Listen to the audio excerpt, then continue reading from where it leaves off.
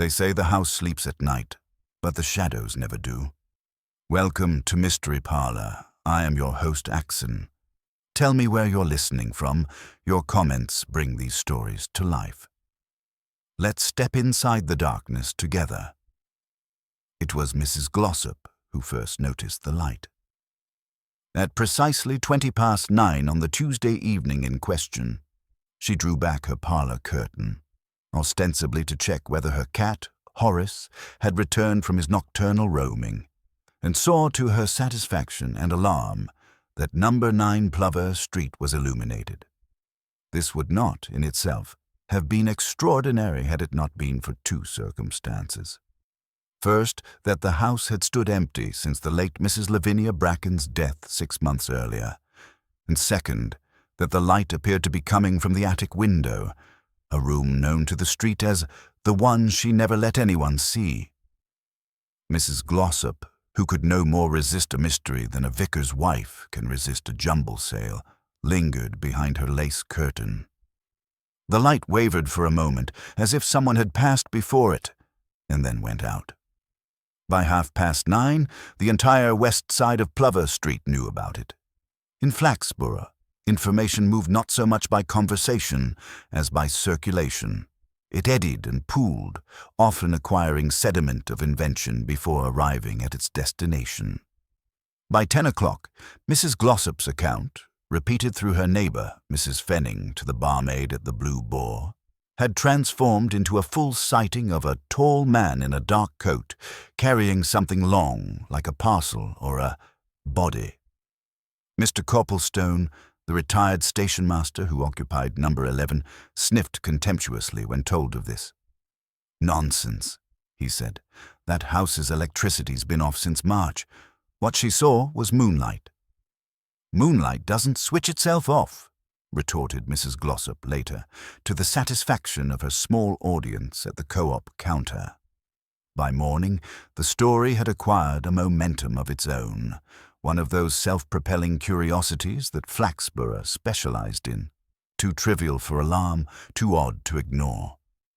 And so, by 11 o'clock on Wednesday, when a pair of constables were seen entering number 9 under Inspector Purbright's supervision, the town had already decided that something peculiar had occurred. Inspector Purbright, as usual, was unhurried. He stood before the narrow gate of number 9, gazing up at the house's blank windows with a kind of courteous patience, as though waiting for it to explain itself. The property was a compact Victorian terrace, its brickwork faded to the colour of weak tea, its garden path edged with what had once been marigolds, but were now mostly defiants. Sergeant Malley, who accompanied him, shifted his weight uneasily. "Electric's off, sir, as far as we know. Keyholder's Mrs. Prothero, the solicitor's clerk." Said Purbright. "And Mrs. Bracken's? Effects?" "Still boxed up in the back room. Executors haven't finished sorting. There's a nephew in Lincoln, claims to be interested in selling." Purbright nodded, as if the remark contained more than it seemed. "Then we'll just have a look, shall we?" Number 9 had that particular air common to unoccupied dwellings, a mingling of dust, chill, and faint memory. The hall smelled of furniture polish and old curtains. A newspaper, the Flaxborough Chronicle, dated April, was folded neatly on a small chair, as though left for someone's imminent return that had never happened. Purbright moved slowly from room to room. The sitting room retained its wallpaper of faded rosebuds. A clock on the mantel had stopped at 3:05. The kitchen was scrupulously clean, too much so, in fact, Purbright thought. Even the stove gleamed faintly under its coating of disuse. Upstairs, the 2 bedrooms were bare except for old bedsteads and a moth-eaten rug. Only the attic door was locked. "Key, Sergeant." Malley, after a brief search through the ring provided by Mrs. Prothero, produced one of uncertain size and optimism. The lock resisted, then yielded with a squeal that suggested long resentment. The door swung open onto a steep flight of steps, and a smell of stale air and forgotten linen drifted down. Purbright ascended first, holding his torch in the mild, untheatrical way of a man accustomed to such moments. The attic was small, its sloped ceiling crossing the light beam like an old scar. Against one wall stood a narrow iron bedstead. Upon it lay a coat, dark, male, rather newer than the rest of the house's contents. A second item on the floor caught his attention. A candle stub, recently used, its wax pooled on a saucer. "Someone's been here," murmured Mally unnecessarily. Purbright's eyes moved to the window. A pane was unlatched. Dust had been disturbed on the sill.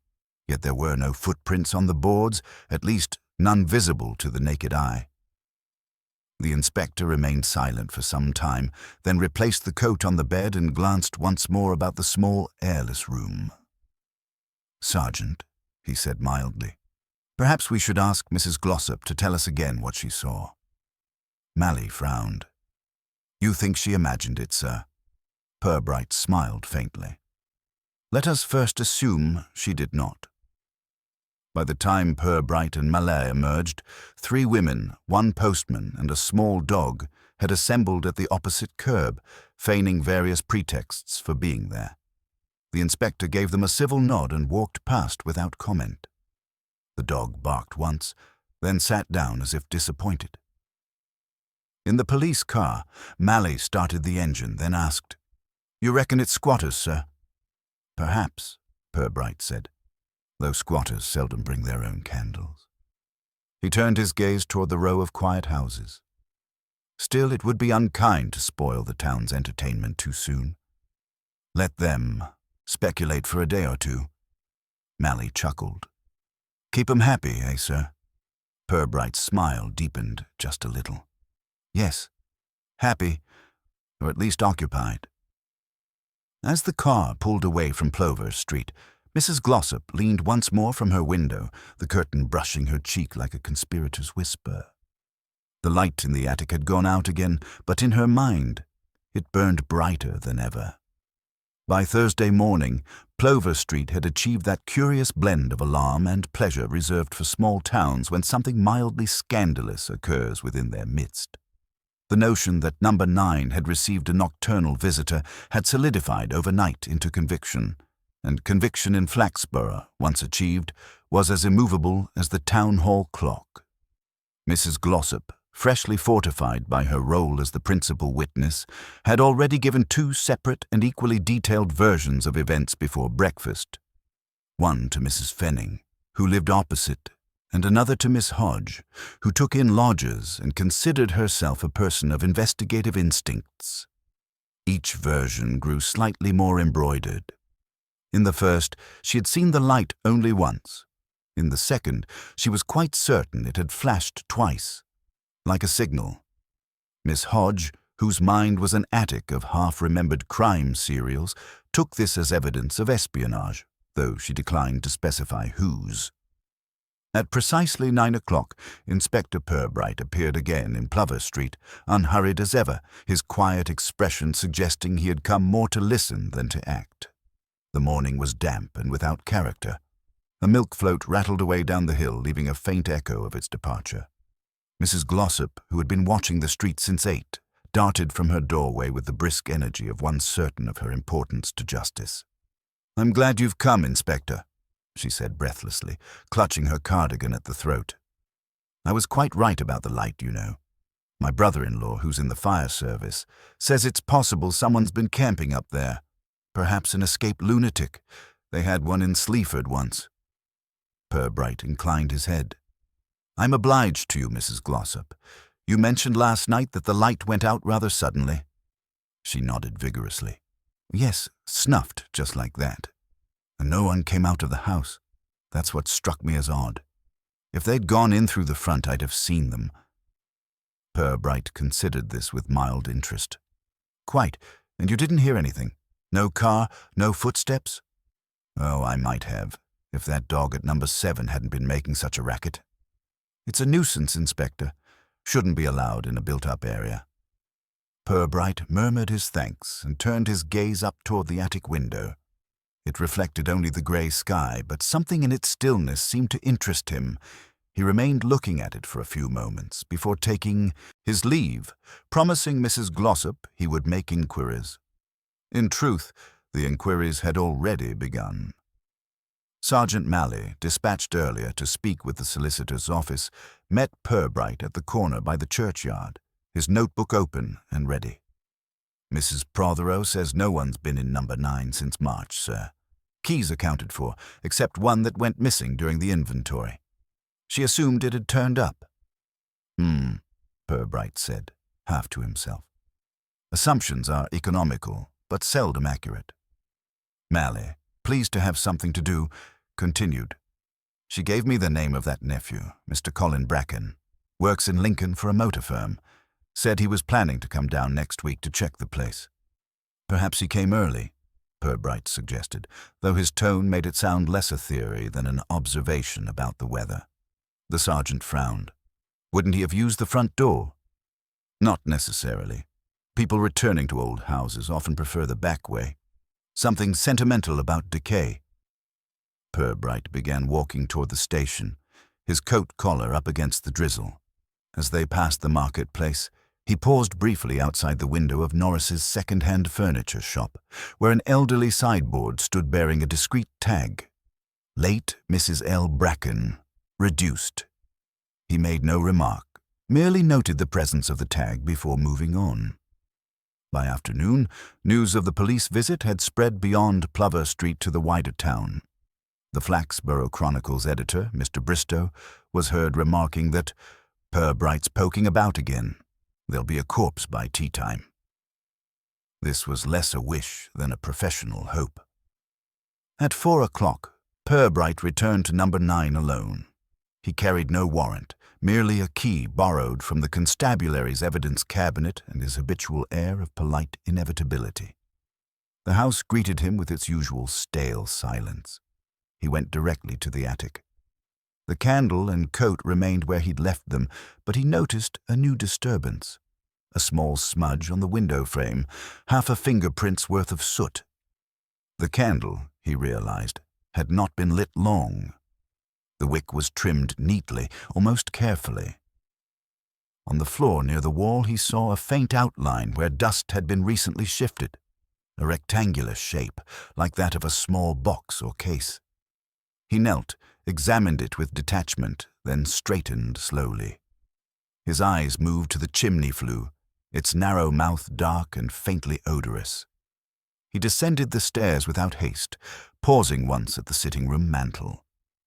There stood a photograph of Mrs. Bracken herself, unsmiling, beside a man whose face bore the particular stiffness of someone aware of being replaced in the picture of his own life. The frame was slightly askew. Purbright adjusted it gently, as though to restore a small courtesy to the dead.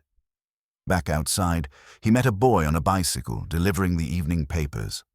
Excuse me, mister," the boy said. "You know who's moving in there? They say it's haunted." Purbright smiled faintly. "Only by memory, I think."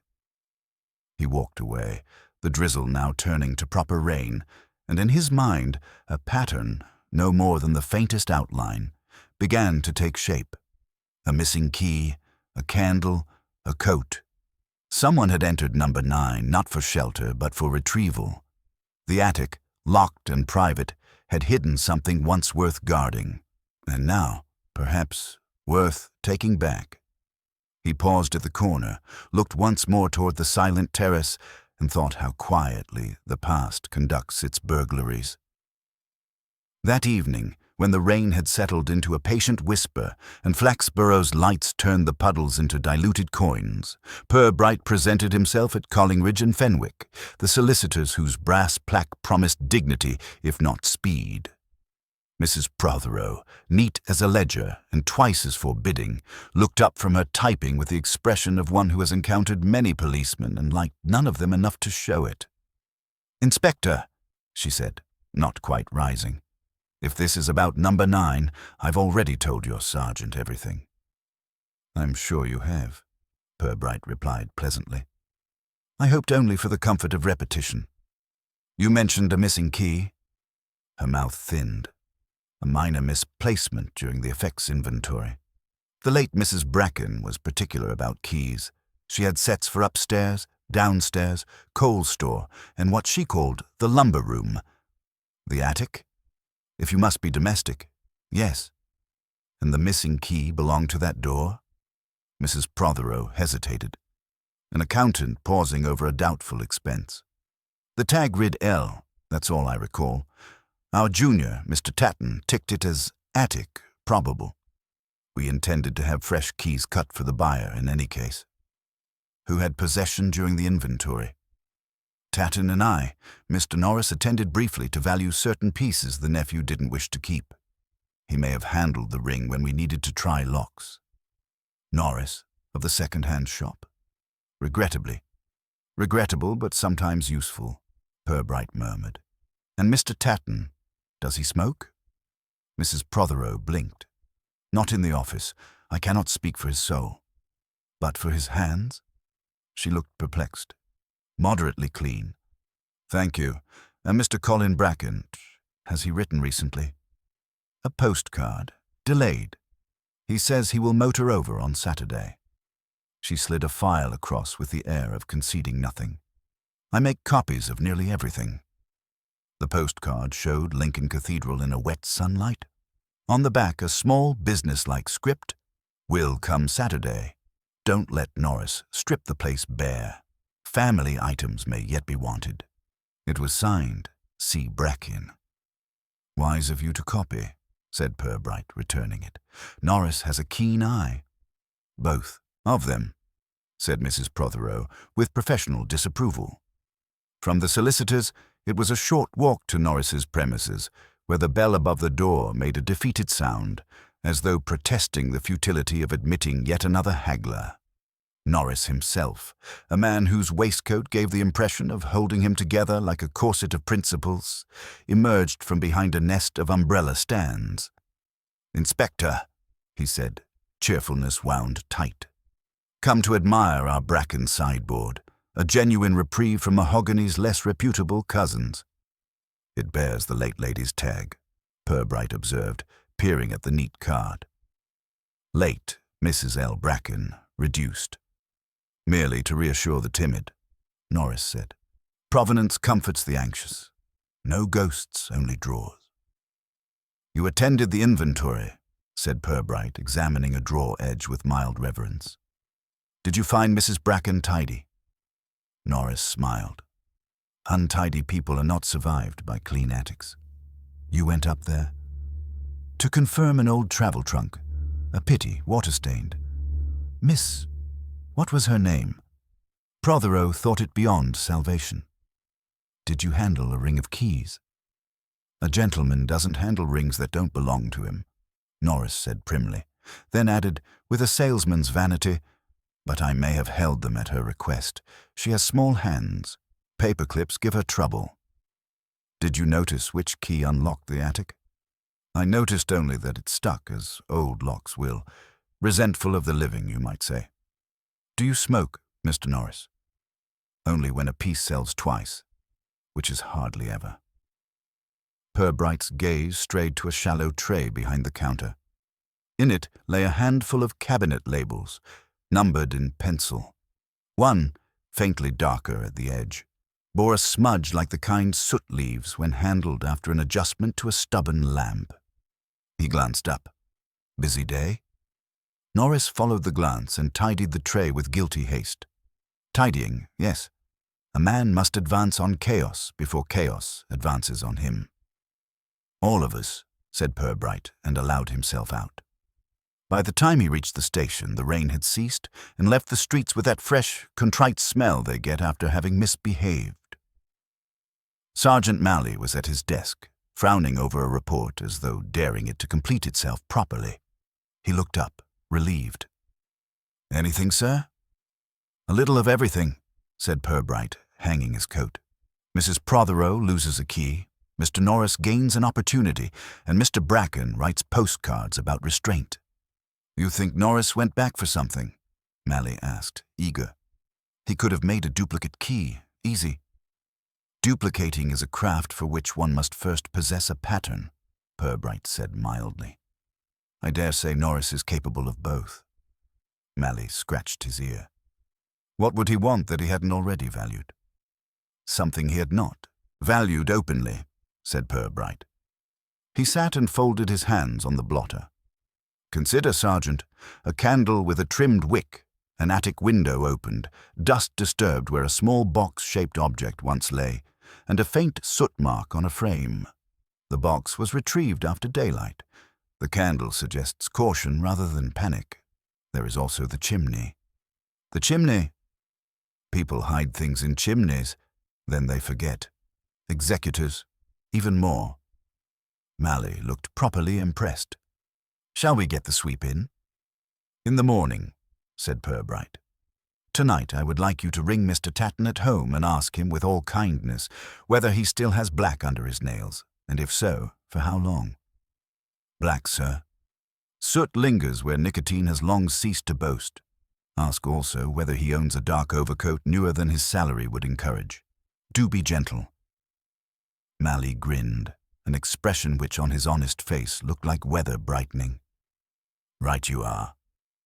When the sergeant had gone to the telephone, Purbright opened a drawer and took out a small, folded scrap of paper he had found in the hall at number 9, wedged beneath the stair-runner, the torn corner of a furniture label, sticky on the back, with a penciled 14 and the ghost of a word beginning chime. It might have read chimney, or merely chintz.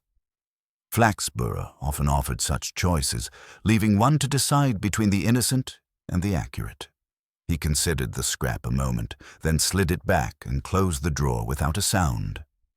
Outside, the town resumed its domesticated life. Kettles, wireless sets, a last dog bark. In the silence between them, the house in Plover Street waited with the patience of the unlit.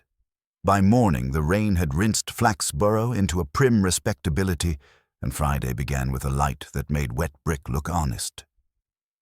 Sergeant Malley, who had telephoned Mr. Tatton the previous night with the careful menace of a polite bailiff, reported his results over a mug of tea that tried to be courageous. Says he hasn't been near a chimney, sir. The soot under his nails, he admits it, comes from his landlady's range. She made him fetch down a kettle what stuck on some old tar. He was indignant about the paid-for room, including unexpected geology. Indignation can be entirely truthful, Purbright said. And the overcoat? Second hand, he says. Bought from Norris. Which doesn't help. It helps Norris, said Purbright mildly. Did he seem frightened? More aggrieved than frightened. Said Mrs. Prothero treats him like a stapler that wanders. Then let us not make him feel essential. He won't know what to do with the sensation. Purbright set down his empty cup and rose. We'll trouble Plover Street again. Take along a dust sheet and a torch. I think the chimney would like its audience. Number 9 received them with its habitual chill.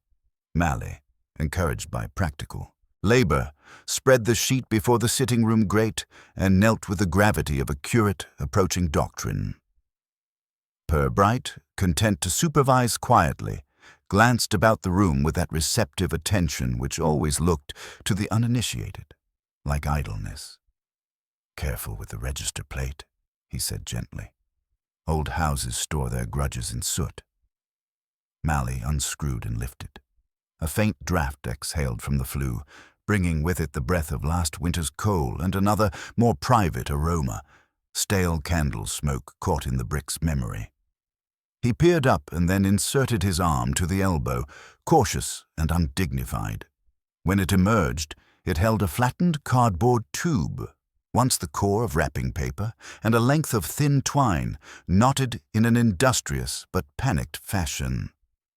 Someone's been fishing, Malley announced. Or retrieving a line already laid, said Purbright. He examined the twine. Where it had been cut, the end was very straight. Scissors, not teeth. The cardboard is recent. Mrs. Bracken did not wrap presents up the chimney. Malley, rummaging again, produced a small paper rosette, as one might find pinned inside a hat. On it, in a tidy shopwoman's hand, was written Norris, keep aside, and below that a penciled 14. 14, he said with satisfaction. Matches your scrap, sir. It does more than match, Purbright murmured. It proposes a partnership.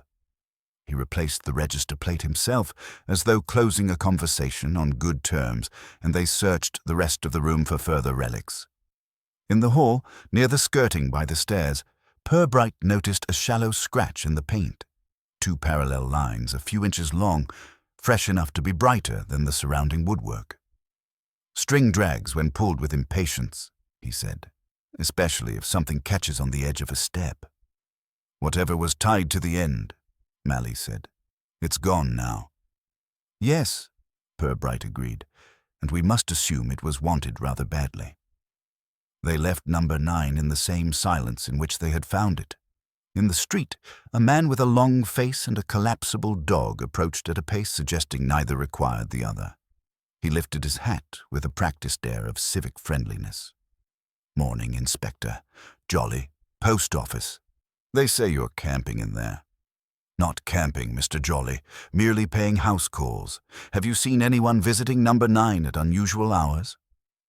"Only electric fellows come round in March, took away the meter on a chain like a dangerous animal. Last night I fetched my dog late. He considers the gutter municipal, and I noticed a motor car round the corner, near the lane that runs behind. Dark one. Newish. Parked as if ashamed." "And the time?" "10:15. I noticed because I tell myself not to be out after 9 and seldom obey. There was a man in it, I think. Or perhaps the seat had opinions." Purbright thanked him and walked toward the lane. It ran behind the terrace in a strip of mud and resentful cinders, bounded by fences whose palings made the tidy claim that privacy could be erected. He found faint tire impressions in a patch of softer ground where rain had puddled, then withdrawn modestly. They were not distinctive, but they were not old either. Back at the station, he telephoned Mrs. Prothero, who endured the experience with such patience as she gave to ink drying. "Mr. Norris," he said when she came on the line, "does he maintain a motor car?" "A van," she replied crisply. "If he maintained it, it might retain its original color." "And Mr. Tatton?" "Bicycle, one of those nervous ones." "Then our newish car belongs to a third party," Purbright said after he rang off. "Possibly Mr. Bracken, possibly not." Mally brightened as if permitted to hope. "Shall we ask Mr. Norris what 14 refers to?" "In due course," said Purbright. "I'm fond of letting people volunteer their lies before I provide the correct ones." They didn't have to wait long. At 3:30, Norris arrived of his own accord, hat in hand, smile pitched between contrition and salesmanship. "Inspector, I wouldn't trouble you, but that house, number 9, there are matters of propriety. Mrs. Prothero assumes damages. I assure you I took nothing not agreed." "An assurance that would breathe easier with particulars," said Purbright. "Do sit." Norris sat and crossed his knees, the movement releasing a faint fragrance of camphor and determination. "During the inventory, I marked several items keep aside for the nephew, things of personal significance. 1 or 2 paperweights, a silver photograph frame, blackened, and a little wooden box from the attic, very plain, which Miss Prothero thought useless. I labeled them, numbers for my own system. 14 was the box. I left it in the sitting room." "And later?" "Later," Norris said, choosing his path. "I called by to fetch a hat stand I had undervalued. I did not enter. I observed from the gate that the blinds had altered. That is all."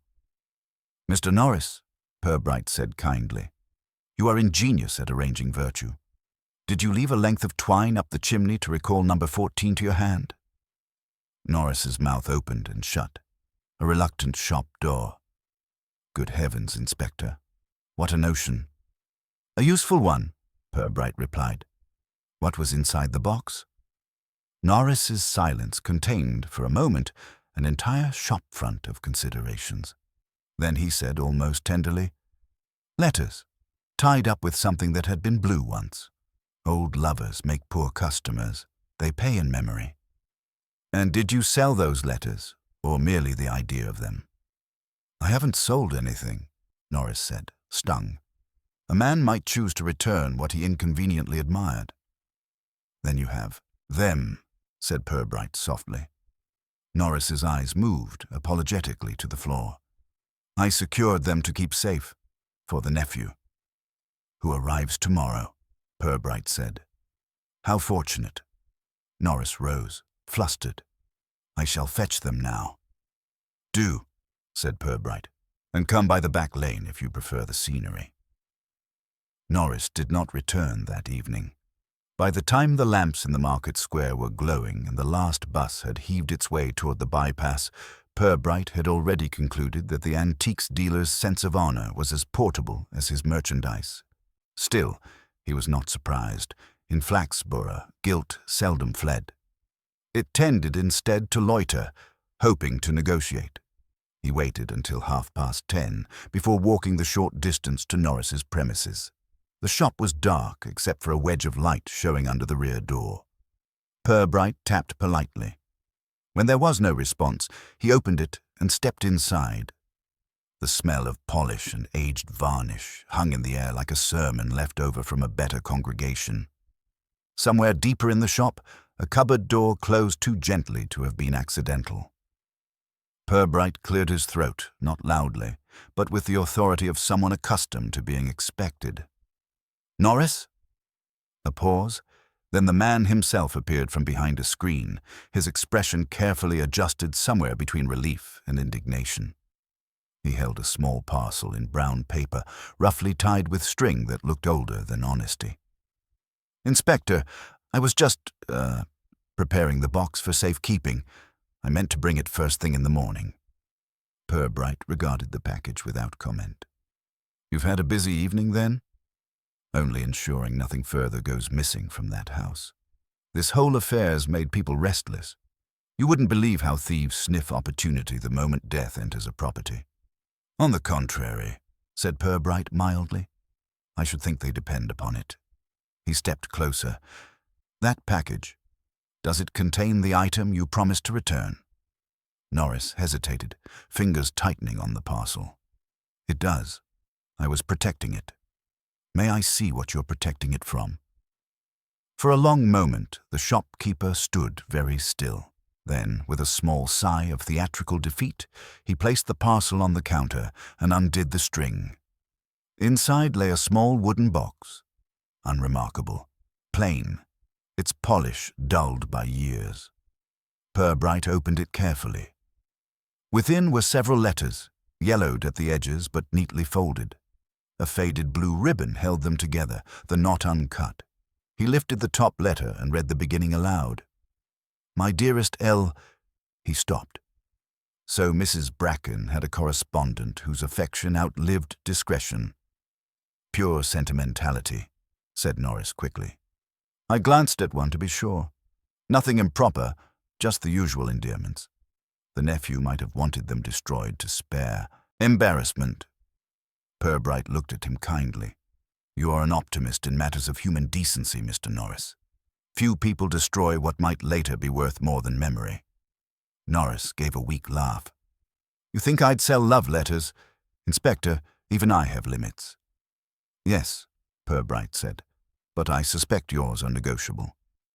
He refolded the letter and replaced it in the box. I shall take these into custody for now.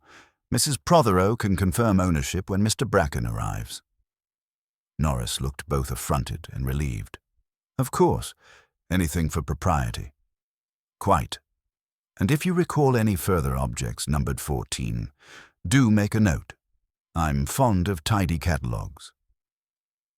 He left the shop with the parcel under his arm, the night air cool and satisfyingly indifferent. Across the square, the police car waited with Malay inside, half dozing and smelling faintly of peppermint. He straightened when Purbright opened the door. Got the goods, sir? In a manner of speaking, love letters and rope enough to hang no one. Mally blinked. Letters? Between Mrs. Bracken and someone not her husband, I would guess. The box was hidden, then recovered, but not quickly enough to prevent gossip from taking notice. Someone feared discovery, though the only real witness was Mrs. Glossop, and she prefers embellishment to accuracy. So you reckon the nephew doesn't know about them? On the contrary, Purbright said. I think he knows too well.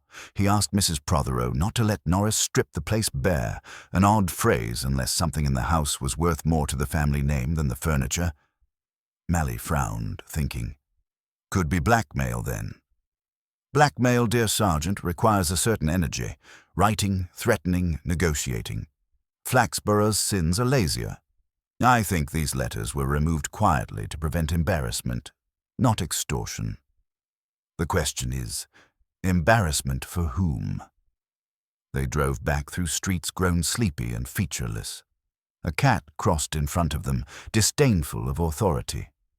At the station, Purbright placed the box carefully in the evidence locker and wrote a brief note for Monday's log, though his mind was already moving ahead to Saturday's arrival of Mr. Colin Bracken.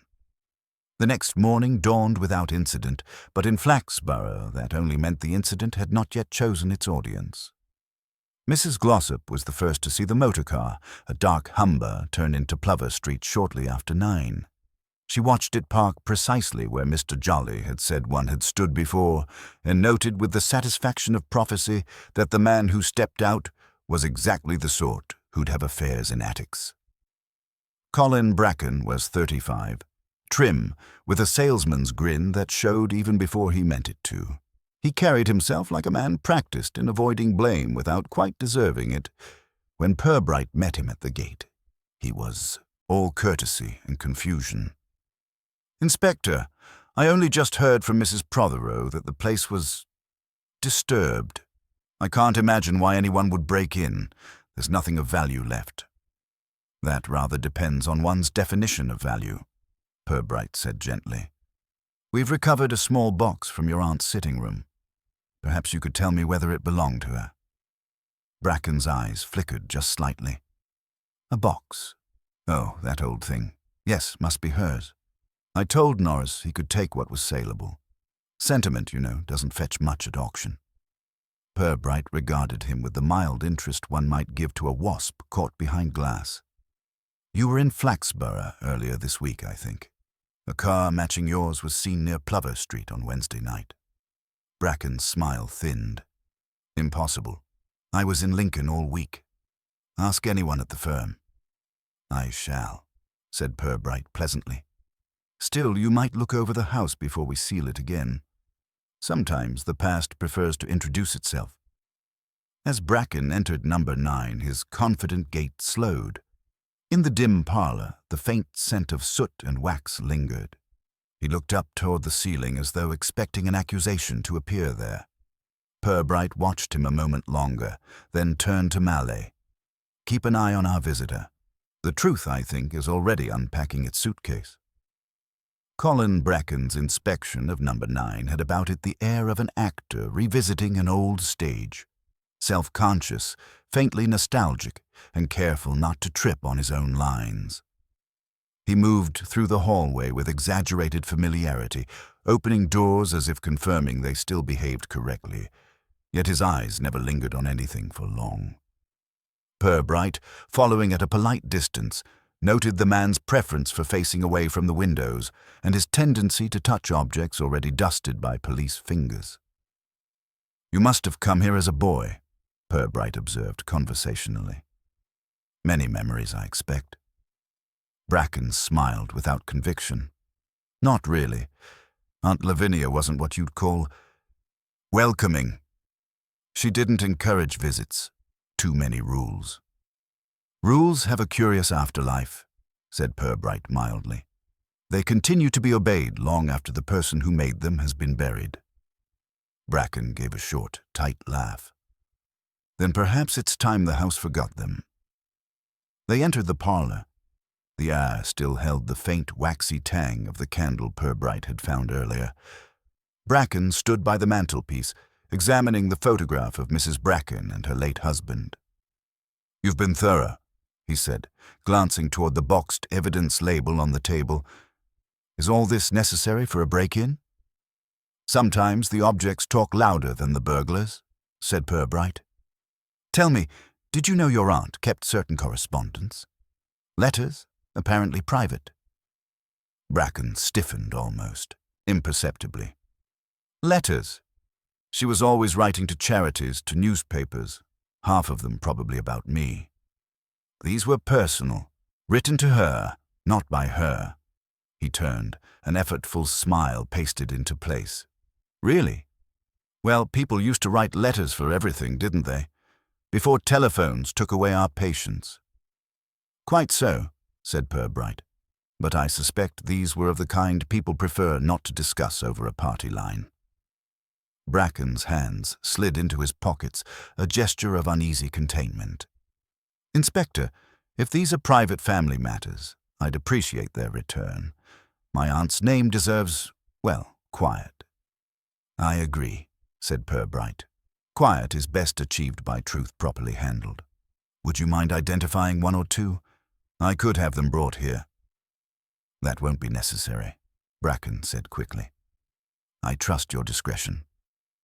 I hope you do, Purbright said softly. But I'm sometimes trusted most by those with least reason. He let the remark hang, then added, When did you last see Mr. Norris? Norris? Ages ago. I only dealt with him through the solicitors. Why? He's been most helpful. A man of enterprise, perhaps too much so. He had possession of a small wooden box. Yours by inheritance, I suppose. I told him to clear what he could. Bracken replied curtly. It's all worthless clutter. Purbright studied him for a moment, his expression unreadable. Yes, clutter is troublesome, yet people do risk a great deal to remove the wrong sort. Bracken turned away, feigning indifference, but his hand, resting on the mantel edge, trembled ever so slightly. He withdrew it quickly, dusting his fingers as if the marble had soiled them. Inspector, if you're finished, I have business back in Lincoln. Of course, said Purbright. Sergeant Malley will see you out. Thank you for your time. When the front door closed, Purbright remained standing where Bracken had been, gazing at the photograph on the mantel. The man beside Mrs. Bracken, her late husband, had a thin, nervous face that looked as though it had been surprised by the camera. His eyes, under the sepia glaze, bore a faint resemblance to Colin's own, though without the salesman's gloss. At the station, Purbright sat for some time without speaking, hands folded. Malley entered with a file and a faint smell of lunch about him. He's gone, sir. Straight onto the main road, didn't look back. I imagine not, said Purbright. Did you notice the car? New tires, tidy boot. He keeps it cleaner than his conscience, if that's what you mean. Quite so. Purbright opened the file. I telephoned Lincoln. Mr. Bracken's firm confirmed his employment, but not his whereabouts on Wednesday evening. He left early, they say, and didn't return until Thursday morning. No explanation. Malley frowned. So he was here that night? Probably. But we'll let him think his story holds. Purbright tapped the file gently. It's not the lie that interests me. It's the reason he thought it worth telling. The letters are genuine, I believe. Their author, however, may not have been a stranger. Malley's brow furrowed in slow comprehension. You mean his uncle? Purbright smiled faintly. Or perhaps his father. Some households overlap in unfortunate ways. Mrs. Bracken's correspondence suggests affection deep enough to outlive propriety. If the nephew discovered it, well, sentiment sometimes curdles into resentment. You think he took the letters before anyone could find out? I think he tried, said Purbright, but Norris found them first and saw an opportunity to profit, or at least to meddle. When Bracken realized the box was missing, he came back under cover of darkness to retrieve it. Unfortunately for him, Mrs. Glossop's curiosity functions on a 24-hour schedule. Malley looked impressed. So what now, sir? Now, said Purbright, rising, we wait for Mr. Norris to decide whether he prefers silence or sympathy. Guilt is a restless tenant. It seldom stays still for long. The waiting proved unnecessary. At 5 o'clock, Mrs. Prothero telephoned, her voice unusually animated. "Inspector, I thought you should know. Mr. Norris has been found. The caretaker at the railway goods yard discovered his van this afternoon behind one of the sheds. Engine cold. And, well, he's still in it." Purbright listened without expression. "Alive?" "Barely. They think gas fumes. Accidental, the doctor says. But I thought—" "After your questions, yes," said Purbright quietly. "Accidents do enjoy convenient timing." He replaced the receiver and turned to Malley. "Fetch your coat. Mr. Norris appears to have relieved us of further suspense. But I'd like to be certain whether it was of his own choosing." They drove through the twilight to the railway yard, where the van sat half in shadow. A constable stood nearby, looking queasy. The air carried a faint sweetness that was not entirely unpleasant, as if death, out of courtesy, had chosen to arrive without spectacle. Norris was slumped forward over the wheel, his hat on the seat beside him, the brown paper parcel gone. Purbright stood for a long moment, taking in the details. The half-rolled window, the rubber tube fallen from the exhaust, the stillness that no performance could imitate. "Letters again, sir?" Malley asked softly. "Perhaps," said Purbright. "Or perhaps someone's idea of tidying up. Flaxborough likes its endings clean, even if it must invent them." He looked once more at the still figure and then back toward the faint line of Plover Street beyond the yard. "But this," he said quietly, "is too clean."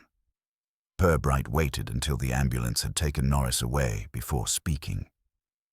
The constables had done their part with respectful efficiency, closing the van doors and muttering the small, awkward remarks that policemen reserve for untidy deaths. The yard fell quiet again, save for the dripping of rain from the corrugated roof and the faint echo of shunted wagons in the distance. "Gas pipe from the exhaust, sir," said Malley. "Looks straightforward enough. No signs of a struggle. Window half open, might have been trying to let some of it out at the last." Purbright nodded absently. "Yes, straightforwardness, in my experience, often enters the scene only after the cleverer explanations have left it." He stepped closer to the van, examining the seat. A faint outline showed where something rectangular had rested. A box, perhaps. The upholstery beneath it was dry, untouched by the faint film of moisture that coated everything else. He touched it lightly. He had something beside him, he murmured. Something he meant to take or deliver. The box, most likely. "Couldn't he have burned it?" asked Malley. "Too much smoke for a tidy conscience." "No, I think it was taken from him, and whoever took it made sure he couldn't object." Malley frowned. "But the doctor said gas poisoning."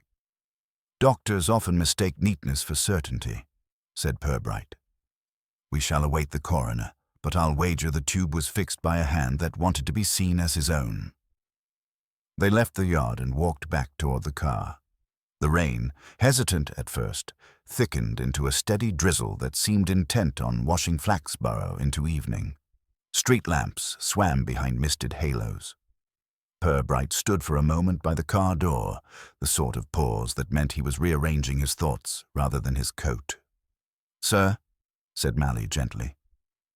"I was thinking," Purbright said slowly, "that Norris was a man who survived by small calculations. He would not choose a method of death that deprived him of negotiation. Gas is too final for his temperament." "You think Bracken did it?" Purbright's expression didn't change. "I think Mr. Bracken believes in tidy solutions. When one cannot burn the past, one buries it, or better still, convinces the world it buried itself." The following morning brought no improvement in weather or uncertainties. A grey mist had draped itself across the town, and even the crows looked half-hearted. Purbright arrived at the station early, his manner as usual unhurried, though his eyes had that mild brightness they took on when a pattern had begun to form beneath the clutter. On his desk lay the preliminary report from the railway yard. traces of skin oil on the gas pipe inconsistent with Norris's fingerprints, and a faint smear of wax on the van door handle. The wax, Purbright noted, might have come from a candle, an odd companion to an act of self-destruction. He read the report twice, then folded it neatly and rang for Mally. "Sergeant, we'll call upon Mr. Bracken once more. If he's left town, all the better. It saves us the journey to Lincoln." They found him at the Blue Boar, breakfasting without enthusiasm on a plate of eggs that looked as though they had surrendered without a fight. He appeared surprised, but not dismayed to see them. "Inspector, terrible business about Norris. I read it in the paper already. Poor chap. But I suppose antiques dealers get melancholic, handling too much history." "Indeed," said Purbright, taking the opposite chair. "Though in this case, history may have handled him. You were acquainted with him more closely than you admitted, I think." Bracken dabbed his mouth with a napkin, a gesture that might have been used to conceal a smile. "If you're suggesting I had anything to do with that nonsense in his van, you're mistaken. I was asleep in my hotel by 10. Ask the night porter." "I shall," said Purbright mildly. "Curious thing, though. Norris was found with a trace of wax on his hand. Much like that we found in your aunt's attic. Would you happen to know where he obtained it?" Bracken's fork paused halfway to his mouth. "Wax? How should I know? He dealt in all sorts of rubbish." "Quite. And yet he was not the sort to climb attics for sentiment. That required someone with a personal interest. Someone who wanted the past cleaned of its fingerprints." Bracken's composure flickered, only briefly, like a candle caught by a draught. "Inspector, you've made your point. My aunt's affairs are private. Whatever she wrote, or whoever wrote to her, is no business of the police. The woman's dead, for heaven's sake." Purbright inclined his head. "The dead seldom complain, Mr. Bracken. It is the living who do when their comfort is threatened." Bracken pushed back his chair abruptly. "If you've no charge, I've a drive ahead of me." "No charge?" said Purbright. "Just curiosity. Norris's van was found near the railway, you know. Perhaps coincidence brought him there. Perhaps he meant to leave town. Or perhaps someone persuaded him that a conversation would be more private among the freight sheds." Bracken hesitated in the doorway. "You think I killed him?" Purbright smiled pleasantly. "I think you silenced a man who thought he had discovered something profitable. But I shall be content to let evidence rather than imagination decide." When Bracken had gone, Mally leaned closer. "He's rattled, sir. Should we keep him here?" "No, let him move. People in flight make noise, and noise brings footprints." Later that afternoon, a call came from Mrs. Glossop, triumphant as a town crier. "Inspector, there's been someone back at number 9. The side gates open and muddy prints all along the path. I saw them from my window. Thought you'd want to know." Purbright thanked her, already reaching for his hat. The rain had ceased, leaving the air raw and new-washed. As he and Mally entered Plover Street, the sky was thinning into pale evening. The gate to number 9 indeed hung ajar, and the wet path bore a trail of footprints leading not to the door, but to the narrow strip of garden behind the house. They followed it round to the small shed that leaned drunkenly against the back wall. Inside, half buried beneath a discarded tarpaulin, lay the missing box. Its lid was splintered, the ribbon torn. The letters within had been scattered, some half-soaked, others folded tight as if gripped by a desperate hand. Purbright lifted one carefully. The ink, though faded, was legible enough. "My dear Lavinia, our secret must rest where none will find it. Destroy these when the time comes." "I cannot." Mally exhaled a low whistle. "Not her husband's hand, is it?" "No," said Purbright quietly. "But the nephew's perhaps might bear resemblance." He stood for a long while in the damp silence, the ruined paper trembling slightly in the faint wind. "He came to burn them," he said at last. "But fear makes poor firemen. It leaves evidence half-charred." Mally swallowed. Do we bring him in?" "Soon," Purbright said, "but not before he realizes the past still breathes. Tomorrow, I think, will be a day for truth, spoken with all the courtesy of Flaxborough manners." By dawn the next day, mist had thinned into a watery brightness that lent Plover Street the appearance of decency. One of those mornings that made even guilt seem manageable if one kept to the pavements and avoided mirrors. Purbright arrived at number 9 with the quiet inevitability of a man revisiting a thought he had left to mature overnight. The house still smelt faintly of damp paper and lost confidences. The broken box lay on the table where he'd left it, a small casualty of too much sentiment and too little foresight. He stood for a while in the parlour, gazing at the scattered letters. Most were trivial, sweet, tedious relics of affection now safely extinguished. But one, folded more carefully than the rest, bore a smudge of ink across the closing line, as though written in haste or trembling. He read it once, then again, his face unreadable. "My dear Lavinia, if the boy ever learns what binds us, forgive him. He will think betrayal where there was only shame. The papers you keep are his birthright, though he must never know." Purbright folded the letter slowly, as though preserving its dignity. The silence of the house deepened around him, patient and unhurried. Then, with deliberate calm, he locked the box and placed it under his arm. At the station, Mally was already waiting, nursing a cup of tea large enough to fortify a confession. "Morning, sir. Any luck?" "Luck, Sergeant, is a word used by those too impatient for cause and effect. We have cause enough, I think.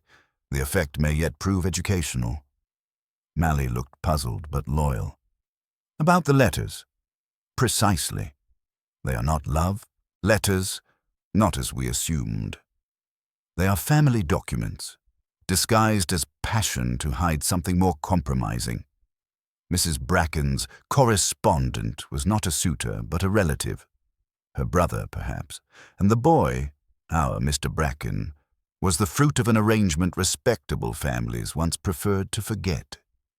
Mally blinked. "So he's not her nephew at all?" "Not legally, which makes his claim on the house and its contents somewhat awkward. He may have suspected, perhaps even known. But finding the letters confirmed what gossip never dared say. That, I think, is what brought him skulking to Plover Street at night. He wanted them destroyed, not for money but for dignity." "But what about Norris?" Mally asked. "Why kill him over it?" Purbright's expression softened, though not into sympathy. "Because Norris, having stumbled upon the truth, saw in it a different kind of value. He must have realized those letters could purchase silence, or loyalty. He may even have tried to hint as much. Bracken, being neither brave nor wise, decided the surest price was to be rid of him entirely." Mally frowned. "And the gas pipe?" "Arranged to look like suicide. A man in Norris's line of work already half suspect to despair. All tidy enough, until our Mr. Bracken forgot that Flaxborough prefers its dead discovered promptly, especially by those inclined to narrate." "Mrs. Glossop," Mally said with admiration. "She's practically part of the force." Purbright smiled faintly. "More persistent than most detectives and considerably cheaper." He took his hat from the stand. "Send word to Bracken's lodgings at the Blue Boar. Ask him to call here at noon. Say we've concluded our inquiries and merely need to settle a small administrative matter. The guilty, you'll find, are most punctual when they believe bureaucracy is their final ordeal." By noon, Bracken appeared, pressed, polite, and self-conscious. The brightness in his eyes was that of a man rehearsing composure. Purbright received him in his office, which always managed to look slightly more orderly than it felt. "Mr. Bracken," he began pleasantly, "I wanted to thank you for your cooperation. Matters of inheritance are always untidy, and I imagine your aunt's affairs were no exception." Bracken smiled carefully. "If there's anything more to sign, I'll be glad to have it finished." Purbright nodded toward the box on his desk. "There is only this. You asked that these papers be returned to the family. Naturally, I've reviewed them to ensure they're of no public interest. Bracken's gaze flicked to the box, then away. Quite right. Private things. Best left private. Indeed. They concern a personal matter between your aunt and, let us say, a close relative. One which sheds light on your own connection to her. Bracken's breath caught, a small sound like a hinge giving way.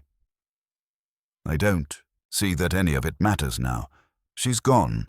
The dead can't explain themselves. True, said Purbright, but the living do so constantly, often too much. Take poor Mr. Norris. In his van, beside him, there had been a box-shaped space on the seat, dry where the rest was damp. I suppose you hadn't expected the rain to come so soon. Bracken stared at him, colour draining slowly from his face. You've no proof. Purbright opened the box and drew out the letter he had read that morning. This says otherwise. A handwriting expert could match it to your aunt's records, or to yours, if we prefer. Bracken reached for the letter, but Purbright's hand rested lightly upon it. You see, Mr. Bracken, guilt in Flaxborough rarely hides in bloodstains or bullets. It hides in paper. Paper someone forgets to burn. The younger man sagged slightly, as though the effort of resistance had always been more theoretical than practical. He was going to blackmail me, he said hoarsely. He'd found them, knew what they meant. I tried to buy them back, but he laughed. Said truth was a commodity. Said I'd pay, one way or another. And you obliged, Purbright murmured. Only not in the currency he expected. Bracken pressed his palms to his eyes. I didn't mean to kill him. We argued. He fell against the van door, the pipe. It was already there for heating. I panicked. I thought if it looked deliberate. Yes, Purbright said softly. If it looked deliberate, perhaps no one would look further. But you should know. Flaxborough has an inexhaustible appetite for curiosity. Bracken lowered his hands, resignation settling over him like a damp coat. What happens now? A formality, Purbright replied gently. Sergeant Malley will take your statement. The magistrates, the coroner, the rest will follow. The world will make sense of it eventually. It always does, though never correctly. When Bracken was led away, Purbright remained seated, the letter before him. Outside, the mist had lifted entirely, revealing the bland brightness of an ordinary afternoon. He looked toward the window, then back at the silent box, as if acknowledging an old, weary truth. Flaxborough, he thought, would dine well on this for months, served with its usual garnish of respectability. The confession spread through Flaxborough not as a report, but as a contagion, passing from whisper to whisper, altered by each host until it resembled less an account than a parable. By evening, Mrs. Glossop had already decided that Norris's death involved continental intrigue, while the postmistress insisted it was something to do with foreign money. Truth, as usual, had no defense against a good rumor. At the station, however, the atmosphere was quieter, as though the building itself disapproved of melodrama. Bracken had been escorted to a cell with the docility of a man relieved to have reached an ending, however ignoble. Malley returned from the paperwork with an air of subdued triumph. "All signed, sir," he said. He didn't quibble, even thanked me for the pencil. "Civilized guilt is always grateful for stationery," said Purbright, without looking up from his notes. He was writing slowly, with the careful precision of one making a record for posterity rather than the courts. He'll have a few days before the hearing, time to convert remorse into something presentable. Malley hesitated. "Do you believe him, sir, that it was an accident?" Purbright considered this. Partly. Accidents are often the result of character rather than circumstance. He lacked the imagination for murder, only the desperation for silence. But silence, Sergeant, can be every bit as fatal as noise. Malley nodded, though not entirely understanding. Funny thing, isn't it? All that fuss over a few letters. Letters are never just letters, said Purbright. They're evidence of what people once dared to say. Most prefer their reputations embalmed without testimony. He closed his notebook and rose. Come, let's walk. I find explanations digest better in motion. The streets of Flaxborough were already dimming into early autumn dusk, shop windows closing like eyelids. As they turned onto Plover Street, lamps flickered into being one by one, each revealing a small, framed domestic mystery behind its curtains. Number 9 stood dark and silent, a house that had finally run out of secrets. Purbright paused at the gate. You notice, Sergeant, how quickly scandal restores respectability? This house will be for sale again within the month. Prospective buyers will be told it has history, never sin. That's how towns survive themselves. Mally smiled awkwardly. People don't like being reminded they're ordinary, sir. Precisely, said Purbright. Ordinariness frightens them. They prefer wickedness in small, palatable doses. It makes them feel morally employed. They continued in companionable silence until a figure detached itself from the gloom ahead. Mrs. Prothero, umbrella erect despite the clear sky, walking with the firmness of one accustomed to order among the disordered. She greeted them with a nod that managed to combine gratitude and reproach. Inspector, I understand the matter of number 9 is concluded. For the moment, said Purbright. Though Flaxborough will be concluding it repeatedly for some weeks yet. Her mouth compressed. Scandal damages property values. I trust discretion will be observed. It usually is, Purbright said gently. But gossip, I'm afraid, has its own jurisdiction. She gave a sniff, as if the town's moral hygiene were his personal responsibility, and strode away. Mally watched her retreat with admiration. A fine woman, sir. Makes me feel guilty for something, though I don't know what. That's her profession, said Purbright. A solicitor's clerk must preserve the illusion of law, even when the law's taking a nap. Back at the station, a telegram awaited him, its crisp paper folded with bureaucratic indifference. It was from Lincoln. Inquiry confirms subject Colin Bracken was registered under guardianship of Lavinia Bracken following death of mother, Frances Collingridge, 1929. No father recorded, possibly related. Purbright read it twice, though it contained nothing he hadn't already suspected. Still, there was a melancholy satisfaction in confirmation, the kind that attends the completion of a jigsaw puzzle one would rather not have finished. He sat for a long time after Mally had gone, the office quiet except for the steady ticking of the station clock. The day's triumph had already begun to cool, like tea left too long. Cases in Flaxborough seldom ended with grandeur. They simply subsided into the town's fabric, another thread in its drab but durable weave. He thought of Mrs. Bracken, stiff, careful woman, guarding her attic secrets against both God and gossip, and of her not-nephew, shaped by the same fear of exposure, finally caught by the same need for concealment. In its way, it was almost merciful that neither would have to endure the public pity of respectability's forgiveness. The telephone rang softly, as though apologizing for intruding. Purbright lifted it. Inspector, Mrs. Glossop here. I thought you'd want to know. The auction people have been already. They were measuring curtains at number 9. Such haste. I told them you might still have use for the place. What with the murder and all. There was no murder, Mrs. Glossop, said Purbright patiently. Well, she said, it looked like one from my window. I'm sure it did, he said, and replaced the receiver with a small sigh that was half amusement, half resignation. Outside, the night deepened into stillness. Somewhere, a church bell sounded 9, slow and deliberate, as though marking not time but consequence. Purbright rose, took his coat, and walked once more into the cooling air. Flaxborough lay quiet, modestly illuminated, as though it were pretending to be asleep while listening to itself. He passed through the market square, where the empty stalls shone faintly under the lamps. The cobbles gleamed like old coins. At the corner, he paused to look back. The windows of the station glowed dully. Behind them, Mally would be writing his report in his earnest, uneven hand. Somewhere beyond, Mrs. Glossop would be explaining the entire case to her cat. The town was already translating tragedy into anecdote. Purbright smiled to himself.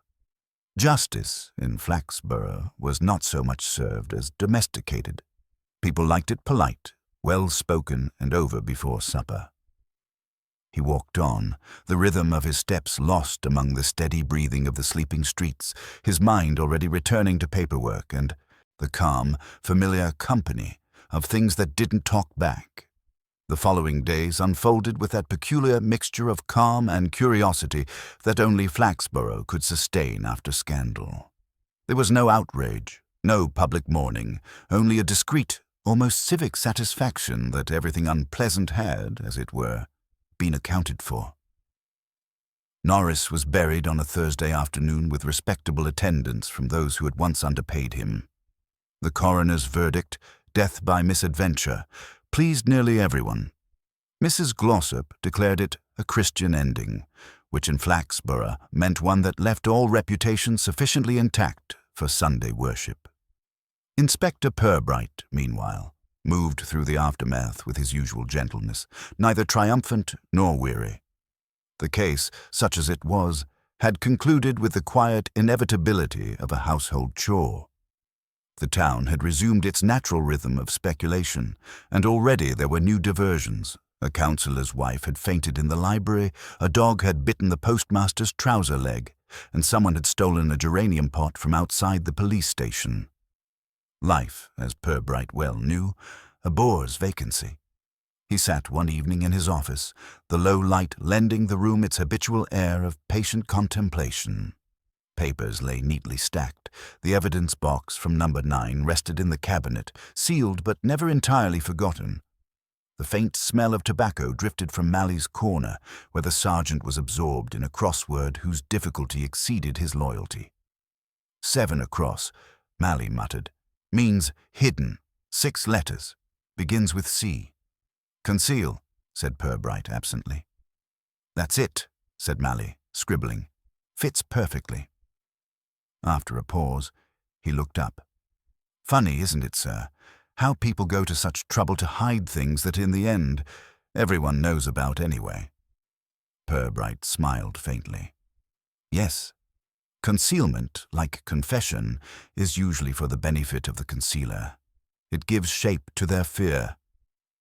Mally considered this. Still, I suppose Bracken's better off having told the truth. Prison's nothing compared to waiting for your own conscience to catch up. A comforting theory, Purbright said mildly. Though I suspect conscience prefers the long game. It keeps people civil, if not honest. Outside, the street lamps flickered on, one by one, turning the station windows into mirrors. The evening shift clattered faintly in the outer office, typewriters, boots, and the distant, reassuring ring of the telephone. Purbright looked up at the clock, which had long since ceased keeping exact time, but continued to tick out of habit. You'll take a few days, sir? Mally ventured. After all this? Perhaps, said Purbright, though it's dangerous to leave Flaxborough unattended. It grows fancies in one's absence. He rose and walked to the window. Across the square he could just make out the faint glow of the Blue Boar's sign. Somewhere beyond that, number 9 sat empty once more, its windows blank, its rooms returned to dust and ordinary loneliness. Soon it would be redecorated, wallpaper freshened, curtains hung, new occupants installed who would know nothing of Mrs. Bracken or the secrets that had ripened beneath her roof. It was a thought both melancholy and comforting. Purbright had long ago come to understand that the town's stability depended not on truth, but on the efficient burial of it. People preferred their peace served lukewarm.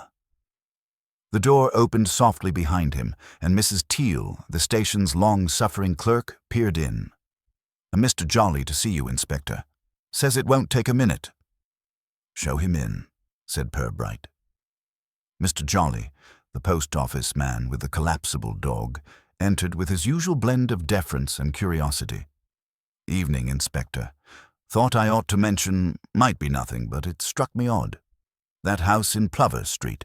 Number 9, they've been putting the furniture out. Van from Lincoln. Not the solicitors, mind you, and one of the fellows looked familiar." Purbright regarded him kindly. "Familiar in what sense, Mr. Jolly? Criminal, spiritual, or postal?" "Neither, exactly," said Jolly, rubbing his nose. "More like family. Same face as that young chap you had up here last week. Bracken, was it? Could be his brother." Purbright's brow lifted, though only slightly. "And you're certain of the resemblance?" "As certain as I am that I shouldn't be out in this damp with my chest, sir." "Thank you, Mr. Jolly. You've done just enough good for one evening." When the man had gone, Purbright stood for a long moment by the desk. There was no surprise in his expression, only that mild inward amusement that comes from seeing life repeat its smaller absurdities. He reached for his hat. "Another Bracken?" asked Mally. "Possibly. Or perhaps the same one, revisiting himself by proxy." He smiled faintly. "Let's take a look, shall we?" Plover Street was quiet under the street lamps, its respectability restored like varnish over old paint. The van was still there, its back doors open. 2 men were lifting a rolled carpet, supervised by a third who smoked idly by the gate. Purbright recognized him at once. Taller, thinner, but unmistakably Bracken. Or rather, someone very like him. The same sharp jaw, the same uneasy refinement of gesture. Purbright approached without haste. "Good evening," he said. "A family errand, perhaps?" The man turned sharply, then forced a smile. "Just collecting what's ours. House sold, I hear." "Indeed," said Purbright. "And you are?" "Martin Bracken, Colin's cousin." "How touching," said Purbright. "The family resemblance is most industrious." The man's eyes flicked toward the van, then back. "We've permission from the solicitors." "No doubt," said Purbright. "Still, the past does have a habit of attaching itself to furniture. I hope you're not expecting it to come quietly." The younger Bracken hesitated, then exhaled. "We just want it done, Inspector. The name, the house, all of it. We're not proud people." Purbright looked at him for a long moment. "No," he said at last, "but you are thorough. It's a family gift." He stepped aside, allowing them to finish. As they worked, he watched the house one final time. Light from the van lamps danced across its facade, making the windows seem briefly alive again, then darkening them for good. When at last the van drove off, its red tail-lights dwindling into the mist, Purbright turned back toward the square. "Well, Sergeant," he said, almost cheerfully, "Flaxborough has been tidied again." Mally grinned. "Until next week, sir." "Exactly," said Purbright. "And then someone will remember that shadows, like dust, have an inconvenient way of returning." He walked on through the soft drizzle, coat collar turned up, the town around him whispering itself back into ordinary life, content for now with its secrets. The following week arrived as if Flaxborough had collectively decided to forget. Rain washed the streets to a dull polish. The Chronicle printed nothing beyond a discreet paragraph about the recent regrettable misfortune involving a local businessman. Mrs. Glossop's version of events had settled into a comfortably inaccurate legend. And number 9, once the center of intrigue, stood vacant again. Its curtains freshly hung, its history folded away like a letter no one wished to reread. Inspector Purbright, for his part, had returned to quieter duties, a stolen lawn-mower, a suspiciously generous raffle, and the eternal debate over the placement of a new pedestrian crossing. It might have seemed that the affair of the Brackens had ended neatly, if, that is, Flaxborough ever allowed neatness to survive long. It was Mrs. Teal, tidying the filing cabinets one morning, who interrupted the peace. "Inspector," she said, with the hesitant excitement of one who has found a misplaced fortune, This came by post. Addressed to you, Lincoln postmark. Purbright accepted the envelope. The handwriting was precise, the kind that belonged to people who made promises carefully. Inside lay a single folded sheet and a photograph. The note read, Inspector. You were right, of course. I'm not my father's son, though I suppose that depends which man you mean. I've left England. Perhaps that is cowardice. Perhaps the only mercy left to us. The house has been sold, the name discarded. But you will understand, I think, why some things must remain unspoken. You, more than anyone, know that truth serves best when it travels quietly. M.B. The photograph was of 2 children, a boy of perhaps 8 and a girl slightly older, standing in a garden, unmistakably that of number 9. Behind them, blurred by age, stood a man and woman whose faces had been deliberately cut away. The gesture was tidy, almost surgical, and it said far more than the letter ever could.